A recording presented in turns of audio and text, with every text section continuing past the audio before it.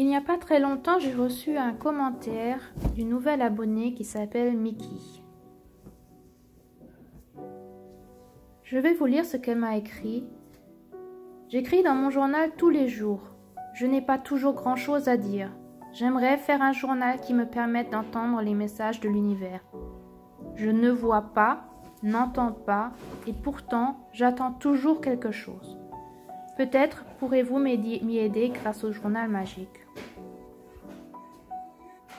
Ce commentaire m'a fait beaucoup réfléchir. Je lui avais répondu. Sylvie avait aussi écrit un long message, commentaire en dessous de sa question en lui donnant quelques conseils, comment entendre et voir des choses qui sont au dehors de ce qu'on connaît normalement.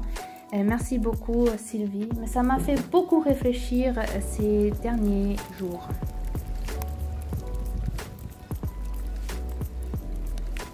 Je savais que je voulais tourner une vidéo au moins pour pouvoir répondre à cette question, parce que je suis sûre que ce n'est pas que Mickey qui a cette question.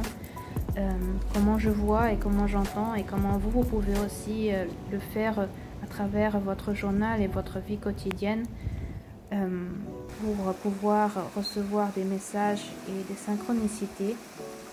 Et donc je suis allée dans la nature pour pouvoir y réfléchir, comme j'aime beaucoup le faire, parce que c'est la nature qui me répond et qui me donne les messages. Et j'ai quelques conseils à vous donner. Je pense que ça sera une sorte de série où je vais vous tourner plusieurs vidéos, parce que j'ai plusieurs réponses à ça. Et puis j'ai peut-être aussi quelques secrets à vous révéler qui m'ont moi-même aidé à aller dans mon éveil. Et je vous conseille aussi d'aller voir la toute dernière vidéo où je vous ai montré mes tout premiers journaux dans lesquels je suis allée. Comme ça sera la première réponse à la question, et puis celle-ci, ça sera la deuxième.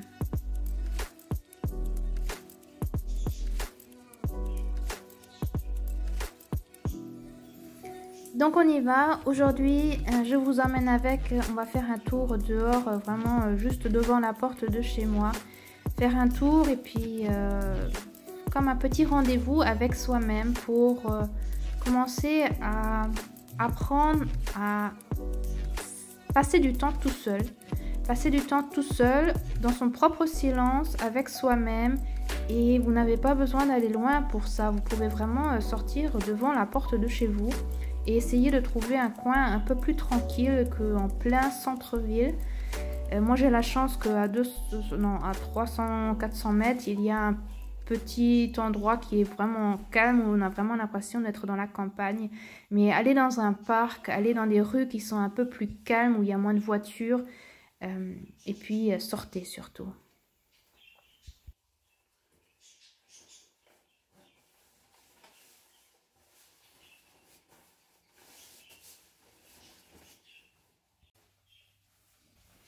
Sortez à n'importe quel temps, qu'il y ait du soleil, qu'il y ait de la pluie, qu'il y ait de la tempête, qu'il y ait de la neige, qu'importe, vous sortez et vous n'avez pas besoin d'être longtemps dehors, même 20 minutes ça suffit pour pouvoir être avec soi et observer des choses. Et en fait c'est vraiment ça, la première des choses, c'est observer ce qui est autour de vous. Et pour ça, pas de distraction, vous allez vraiment tout seul. Si vous emmenez quelqu'un avec vous, vous allez discuter avec cette personne et vous n'allez pas pouvoir observer ce qu'il y a autour de vous. Vous n'allez pas pouvoir observer ce qui est en vous. Donc vous éteignez vos écouteurs, vous ne sortez pas avec les écouteurs dans les oreilles. Vous levez la tête quand vous sortez et vous êtes vraiment dans le propre silence de vous-même. Vous n'avez pas de la musique qui chantonne dans vos oreilles. Et vous ouvrez les yeux et vous regardez ce qui est autour de vous.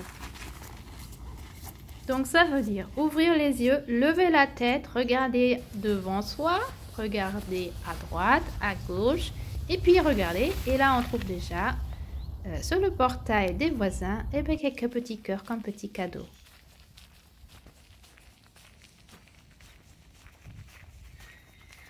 Et puis vous marchez tranquillement, sans avoir aucune attente. Vous n'attendez pas à avoir tout de suite des réponses, des choses qui vous viennent. Vous marchez tranquillement comme une promenade, en essayant d'ouvrir les yeux, d'observer les gens qui passent, les voitures qui passent, d'écouter les oiseaux qui chantent, de sentir le soleil sur votre peau, la pluie qui tombe voilà, sur votre tête par exemple. Et vous essayez d'être vraiment en pleine conscience de ce qui se passe autour de vous et aussi de ce qui se passe en vous.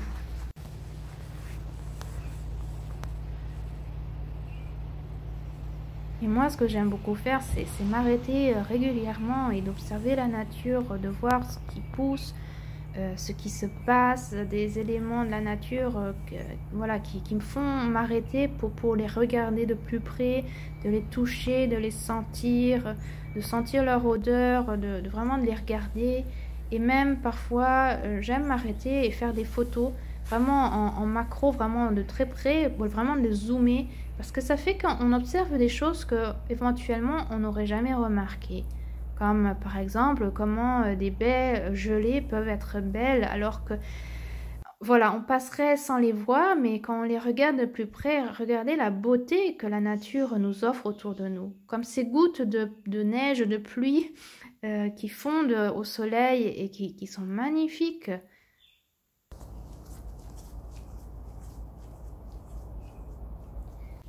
Sortez et regardez vraiment avec les yeux d'un petit enfant qui sort et qui regarde, qui voit le monde pour la première fois.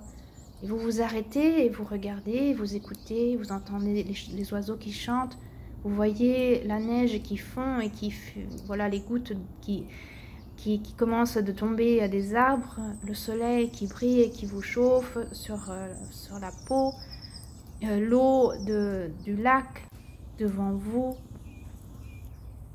Et vous savourez le moment, il n'y a pas de hâte à aller vite, à faire des choses, avancer rapidement. Non, c'est vraiment se prendre le temps et de revoir les choses d'un autre point de vue qu'on le fait normalement. Normalement, on passe et on ne voit rien du tout. Et cette fois-ci, peut-être que vous allez voir des nouvelles choses, des choses que vous n'aurez jamais vues auparavant. Peut-être que vous découvrez aussi un animal qui passe ou qui vole, ou vous entendez les bruits autour de vous. Moi, dans le fond, j'entends les voitures parce qu'il y a la voie rapide qui n'est pas très loin, donc on entend tout le temps en bruit de fond les voitures qui passent. Mais il y a encore beaucoup plus que ça. On entend les oiseaux qui chantent, on entend de temps en temps le vent qui souffle, on entend parfois des bruissements de feuilles par terre quand il y a les petits oiseaux qui sont en train de chercher de la nourriture. Et puis c'est vraiment se poser, respirer profondément et puis savourer le moment.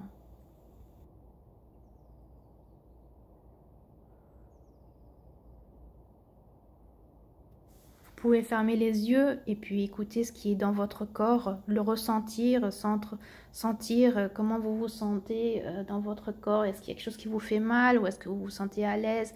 Est-ce que vous êtes en détente et relax? Est-ce que vous avez faim peut-être ou est-ce que vous sentez aussi même votre cœur qui bat?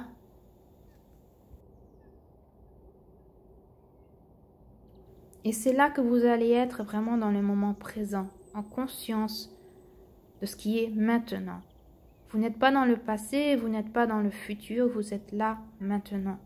Et vous êtes avec vous, même dans le silence. Et c'est parfois vraiment difficile parce que quand on n'a pas l'habitude d'être tout seul, quand on n'a pas l'habitude d'être dans le silence, parce qu'on aime bien se laisser distraire par de la musique, par des personnes, par les médias sociaux, c'est au début vraiment difficile. C'est vraiment un exercice à faire de temps en temps, de plus en plus, et vous allez voir que plus vous allez le faire, et surtout moi j'adore le faire dans la nature parce que c'est là que j'arrive à me retrouver moi, j'arrive à être avec moi et c'est là que je me retrouve et que j'arrive à vraiment retrouver mon propre calme et de pouvoir moi-même m'écouter.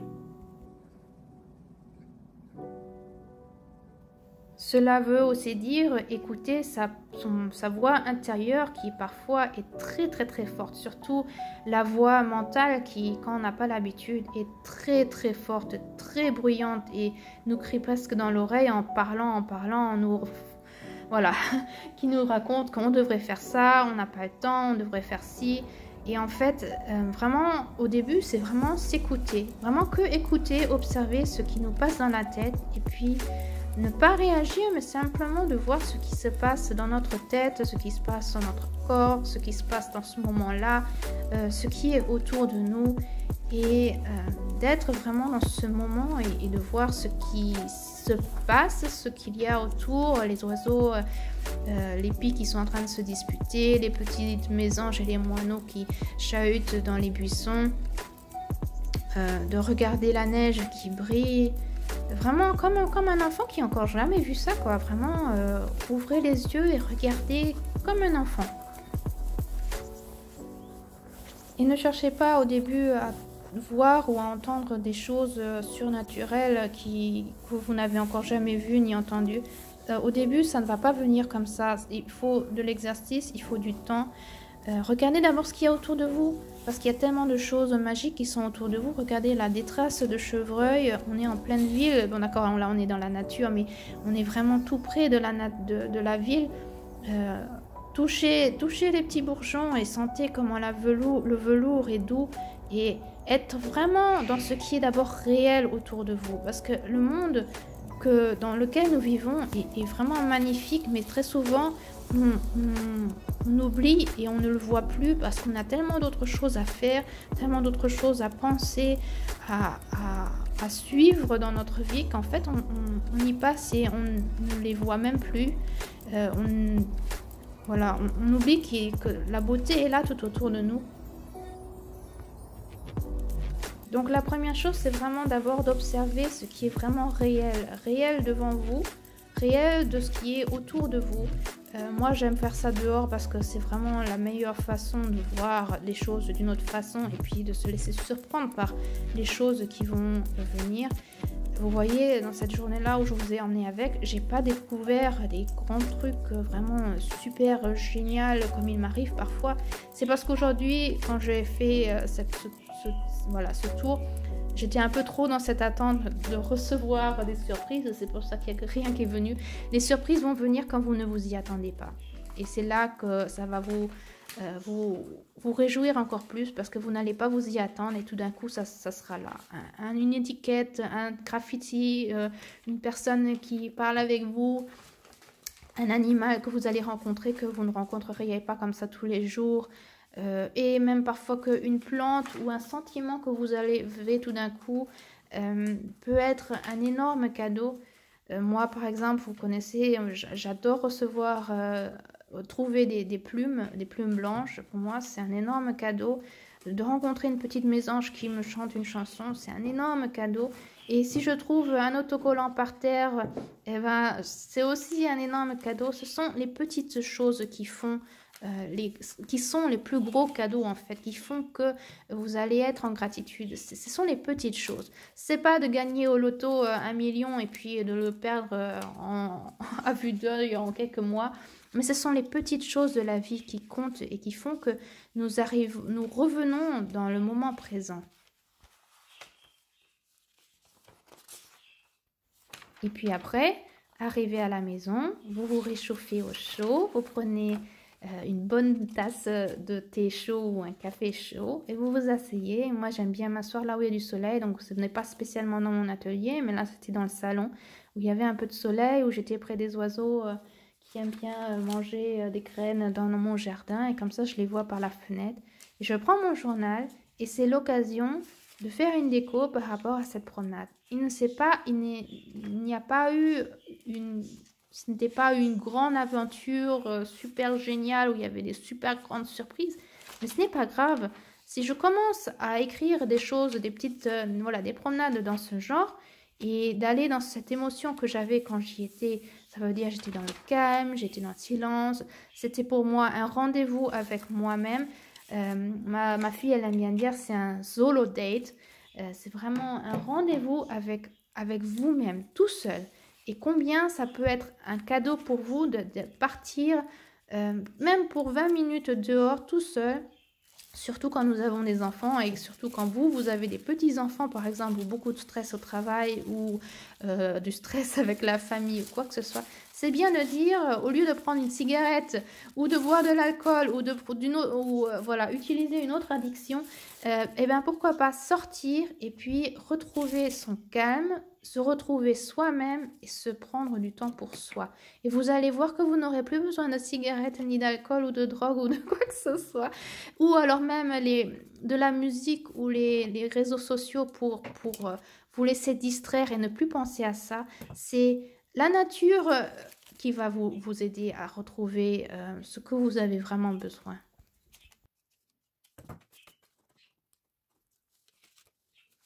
Et c'est ce que j'ai envie de documenter dans mon journal, c'est vraiment documenter cette promenade, de documenter la neige, la nature, que j'ai fait des vidéos justement pour Mickey, pour essayer de lui faire comprendre de comment entendre et voir, parce qu'au début c'est vraiment seulement entendre et voir ce qui est vraiment réel autour de nous. Ce que je fais moi maintenant, c'est plus de la canalisation, c'est plus recevoir des messages de la nature, des montagnes, des pierres, des animaux, mais ça c'est après, c'est beaucoup plus tard. C'est pas ça qui est important pour le moment dans ton journal magique, Mickey, mais c'est plutôt ce que tu observes maintenant, c'est ce que tu ressens maintenant, c'est vraiment aller dans le moment présent et d'aller en contact avec toi. C'est ça le plus important pour le moment. Et puis, tout viendra avec le temps, tout viendra au bon moment. Si du jour au lendemain, tu vois tout d'un coup des fantômes devant toi, très certainement, tu vas pas pouvoir le supporter parce que tu n'es pas prête pour. Le jour où tu pourras peut-être communiquer avec des défunts ou alors communiquer avec des élémentaux ou avec des anges, eh bien, ça sera au moment où c'est vraiment le bon moment pour toi. Parce que ça ne peut pas venir, quoi, ce n'est pas, la plupart du temps, pour la plupart des personnes, ce n'est pas sain de pouvoir faire ça du jour au lendemain. C'est pour ça qu'il y a beaucoup les gens qui ont des schizophrénies, qui ont des psychoses, c'est parce que c'est trop fort, ça vient trop rapidement et les gens n'ont pas pu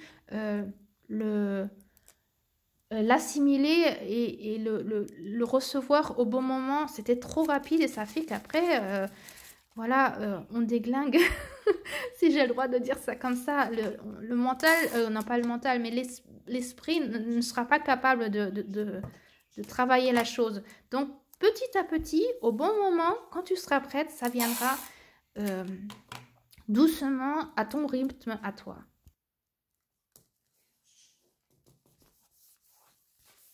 Et c'est pour ça que le journal est un médium qui est vraiment très approprié pour ça, ou qui peut vraiment beaucoup aider à aller encore plus en conscience, parce que tu vas pouvoir documenter ce que tu as vécu, ce que tu as ressenti, ce que tu as observé. Ça fait que tu vas plus facilement pouvoir l'assimiler, en être conscience et te mémoriser, te rappeler de ce que tu as fait ce jour-là pour pouvoir le répéter, pour pouvoir le refaire, pour pouvoir repartir et observer encore plus, aller encore plus dans cette énergie et dans ces émotions que tu avais quand tu es allé dans le calme, quand tu es allé dans le silence, quand tu es partie toute seule, dans ces ressentis qui sont peut-être au début effrayants, parce qu'être tout seul, c'est quelque chose que nous ne connaissons pratiquement plus. Nous essayons toujours d'être avec d'autres personnes, d'être toujours en connexion avec d'autres, d'être toujours en distraction. Ça peut être d'abord très effrayant, et c'est aussi une force, une sorte de, voilà, c'est un apprentissage, et cet apprentissage peut durer longtemps. Donc patience, patience, patience. Ça peut, tu passes des semaines, des mois, des années, rien qu'à apprendre à aller dans le silence et à être toute seule avec toi.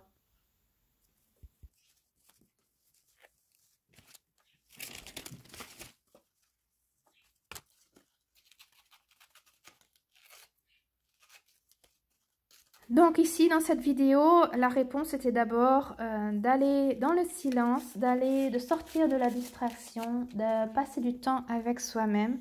Ça sera ma première réponse à ça. Et puis, il y aura d'autres réponses qui viendront. J'espère que cela aura répondu un peu à la question de Mickey. et aussi à toutes les autres personnes qui se posaient la question. Et dans les prochaines vidéos, je vous donnerai encore d'autres astuces pour pouvoir enfin voir et entendre encore plus et aller encore plus dans l'éveil. C'est un développement. C'est pas quelque chose qui va se passer du jour au lendemain. C'est quelque chose voilà, c'est quelque chose qui vient doucement. Donc, la dernière phrase que j'ai écrite dans mon journal, c'est « Ouvrir les yeux, c'est le premier pas à l'éveil ». Donc, sortez et regardez ce qu'il y a autour de vous. Avec ça, je vous souhaite une bonne journée, une bonne soirée et à très bientôt.